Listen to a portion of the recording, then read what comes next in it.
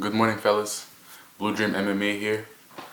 Today we're going to talk about UFC Fight Night St. Louis, Derek Lewis versus Rodrigo Nascimento.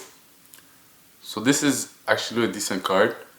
I would say that it has to be one of the hardest one to actually predict in terms of the fights, because so many of these fighters, they're basically unranked or pretty low in the rankings, and we haven't always, like, some of them we have seen a lot of their fights, a lot of their fighting, but a lot of them are pretty new. So it's basically a lot of veterans versus newer guys that are entering the UFC.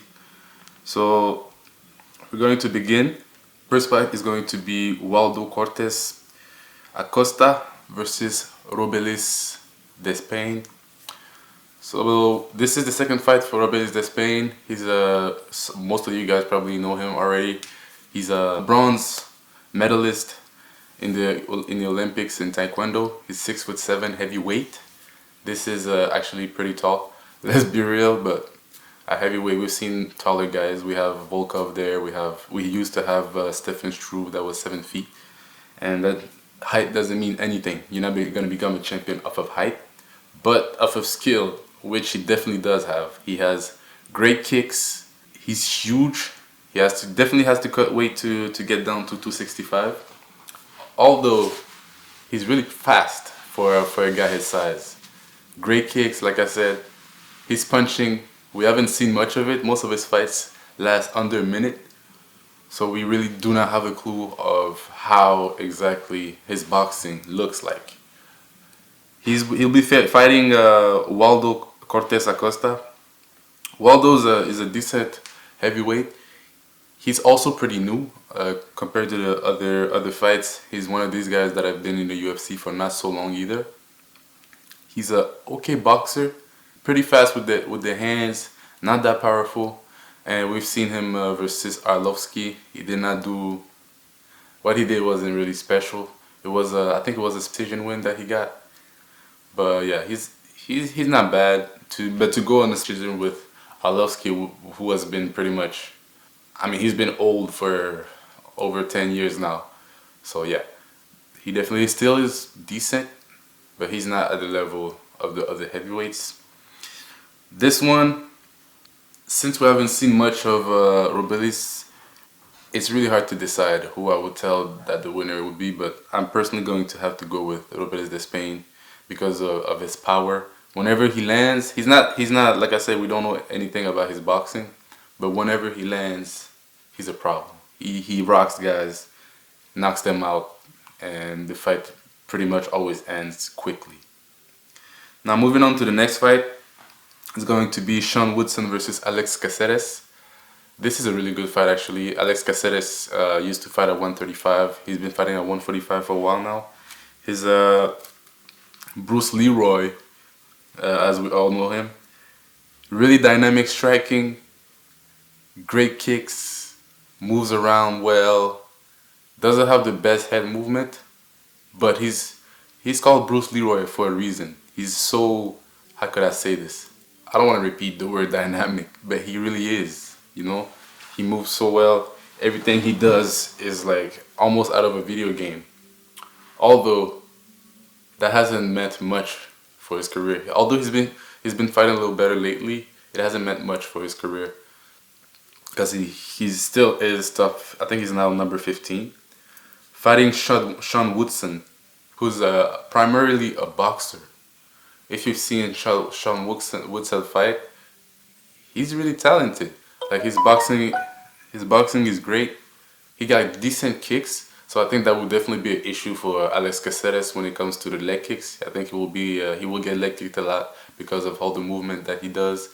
And also Sean Woodson is so tall at 6'3" for 145. That is actually pretty crazy. He would be tall even at 170. He's also a decent grappler, not anything special. I would say he's probably the same level as Alex Caceres when it comes to the grappling. So I don't expect this fight to go really the grappling route. I think they will strike with each other. I think that Alex Caceres will have to go inside his range to manage to hit him. If not, I really think that he's going to get dominated out there.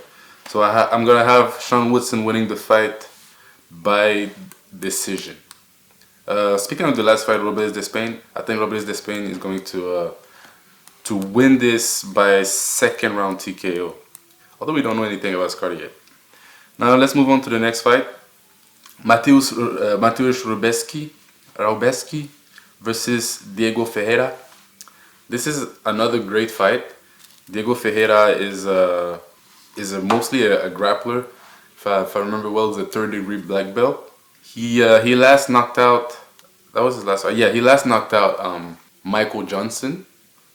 But anybody knows Michael Johnson wins all the fights that he's supposed to lose and loses all the fights that he's supposed to win. Personally, I think that Michael Johnson was in the fight that he was supposed to win. In that one, he was doing really well.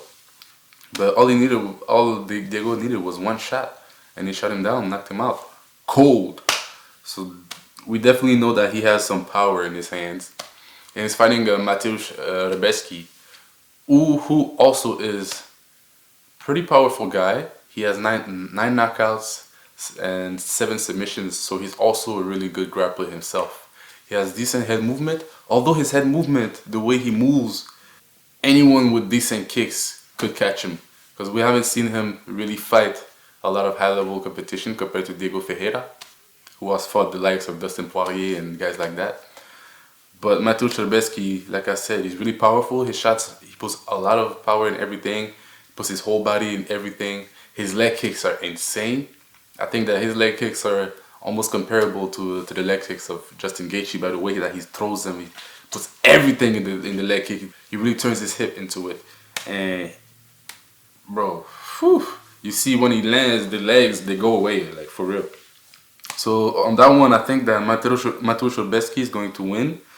I think he's going to win this fight by decision. I would say 29-28. Now moving on to the light heavyweight match of Carlos Ulberg versus Alonzo Menifield. This is another really intriguing fight. It's another one that is actually pretty hard to really pick a winner for. I really think that Carlos Ulberg is definitely one of the best strikers at 205. He moves really well. He has good striking, like good boxing, good kicks. You know, he's from the camp of Israel Adesanya. He fights at City Kickboxing.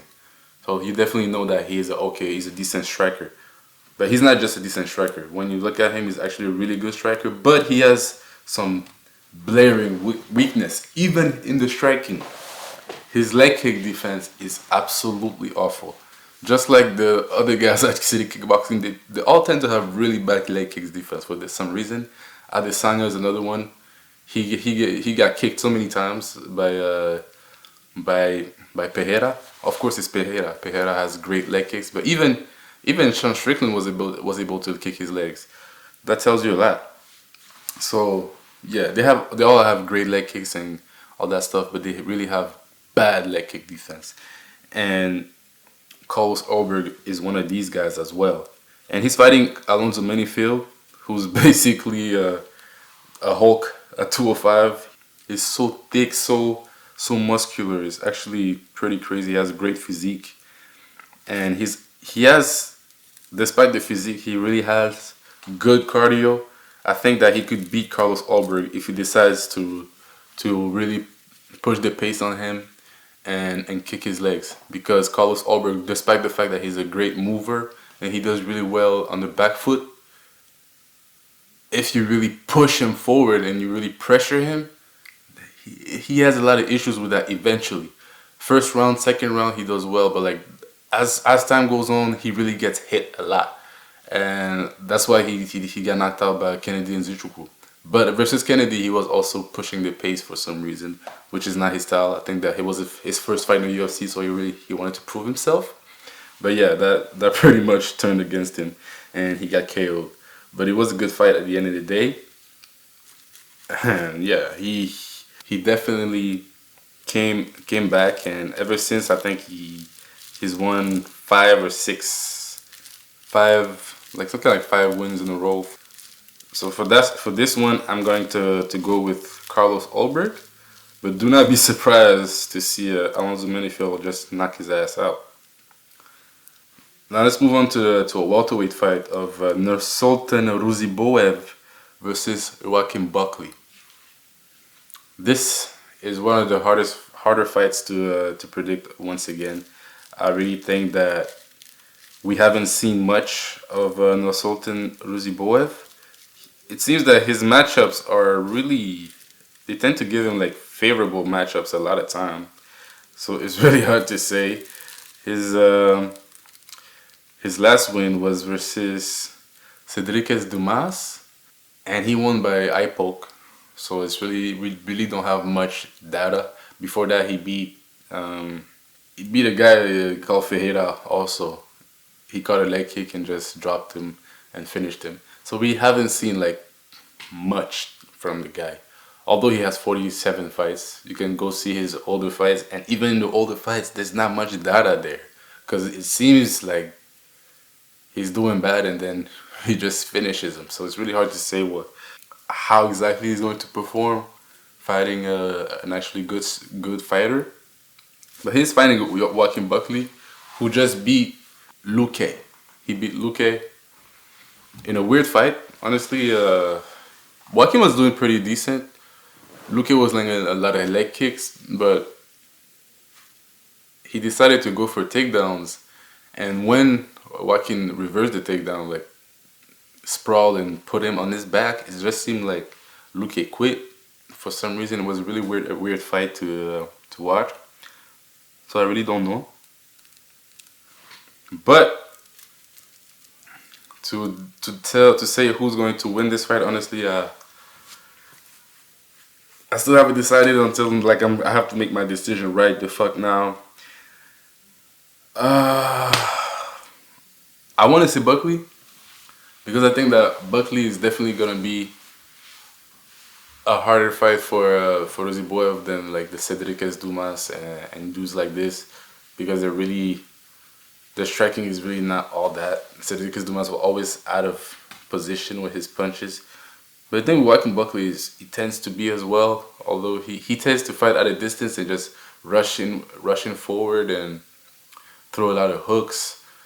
But at the same time, like, I wouldn't be surprised if Ruziboev lands a lot of straight shots, because that's what Ruziboev does. He's not a hooker.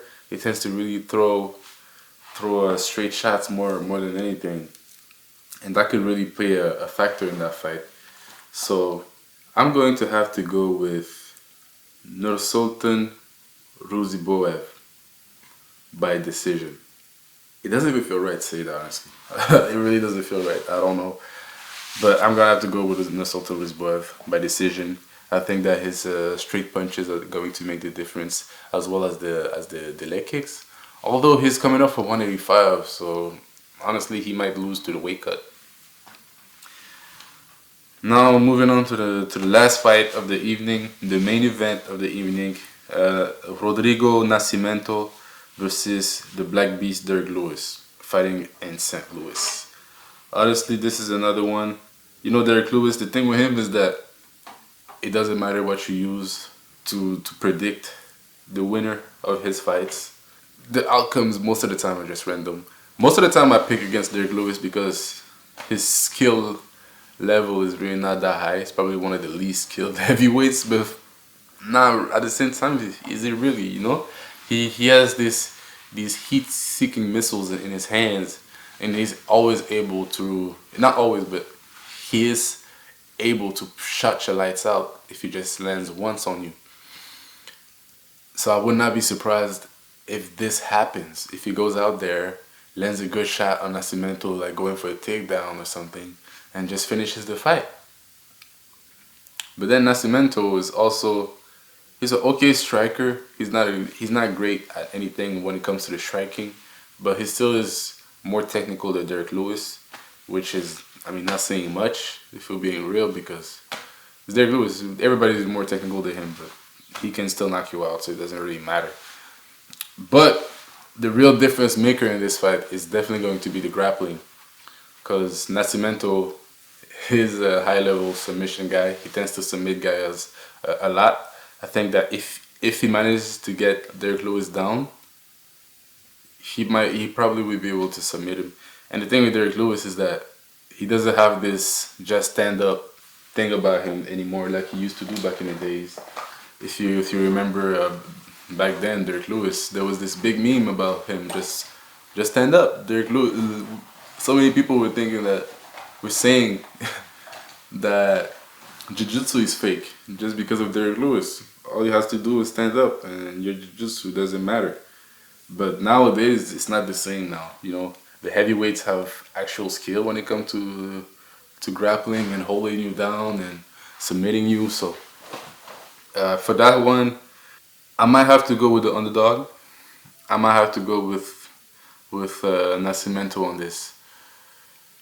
Although Nascimento, honestly, I don't think he's too good himself. You know, so don't be surprised if Derek Lewis just goes out there and knock him out in the first, like he did the Lima. So these are my picks for the main card of UFC St. Louis. Do not be surprised if I get everything wrong.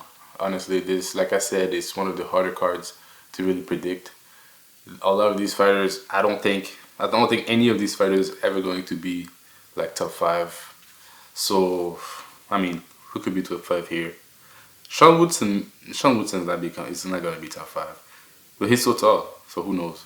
The best key is not going to be top 5. Like, I don't see anybody here being really a top 5 in the future. So, yeah. It's really hard to really guess who's winning. Even if you use like logic and all that, because they all have weaknesses that they can use against one another. So these are my picks for St. Louis. If you liked the video, make sure to like it, subscribe, drop a comment, ask me a question, whatever you want to do in the comment section. And I hope y'all have a good week. See you next time, and I'm out.